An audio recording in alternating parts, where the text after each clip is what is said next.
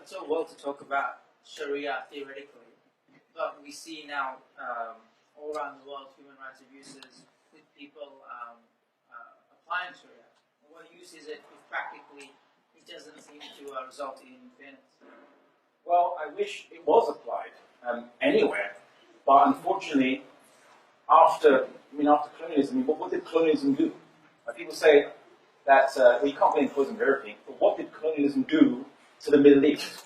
So there were no boundaries between Iraq, Syria, Jordan, Palestine, Egypt. Where did those boundaries come from? Where did those flags come from? Where did the names even of those different countries come from? We didn't make it. We didn't invent it. So why is there now a boundary between Turkey and Syria?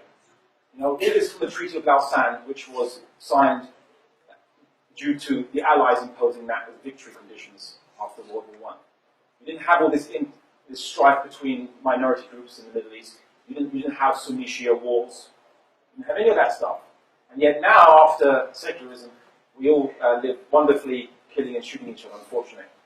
And that's their so-called enlightened state they gave to us. So I would say that we don't have Sharia, and those who do campaign for Sharia in the Muslim world, which ultimately will mean that Muslims will have a state which will be independent of foreign control. We won't be selling our resources to other people at dirt cheap prices. We'll be using those resources ourselves to build up our own industries. We'll be controlling our own strategic political policies. It's something that the West does not want to see. And so what do? They intervene repetitively. UK has been bombing Iraq 5 times. They've been coming to Iraq during the last 100 years. They've been invading the Middle East so many times, they should have a reward card. Right? And we're not allowed to live by our system.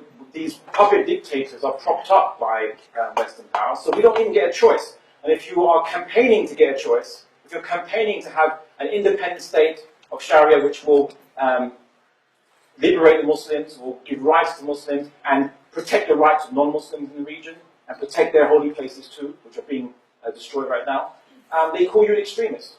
Just me coming through Australian border security, apart from them asking me a million and one questions for 2 hours, by the way, when I came here 2 weeks ago, one of the questions asked me, do you want to establish a caliphate?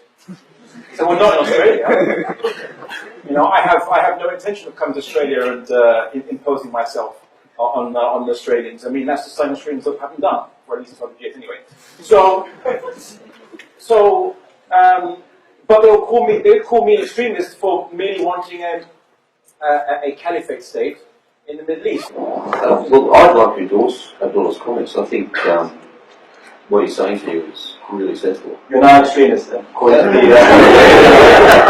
Maybe I am. I'm extremely interested in seeing peace in the Middle East, and also seeing the wealth in the Middle East shared out equally amongst, or not equally, but fairly amongst all of the Islamic and non-Islamic citizens of the Middle East. And what Abdullah said about the sort of absurd geographical sort of carve-up that occurred after the First World War is absolutely correct, I think. It's caused huge problems in the Middle East. And Western countries have got a lot to answer for, particularly the United States. I mean, look what happened in Iran in 56, 55, when the elected government was overthrown by the CIA. The West have many lessons to learn from previous involvement in the Middle East, and in my opinion, we should get out of it as quickly as we can and allow the occupants of those countries to determine their own fate.